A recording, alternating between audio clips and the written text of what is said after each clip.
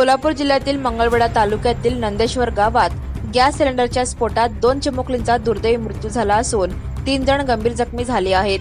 ही घटना आज 25 जून 2025 रोजी दुपारी 2 वाजण्याच्या सुमारास घडली। घरातील स्वयंपाक झाल्यावर गॅसचा रेग्युलेटर काढताना अचानक गॅसचा भडका उडाला। या घटनेत श्रेया राहुल गंगथडे वय वर्ष 1, स्वरा राहुल गंगथडे वय वर्ष 2 या चिमुकलींचा दुर्दैवी मृत्यू झाला।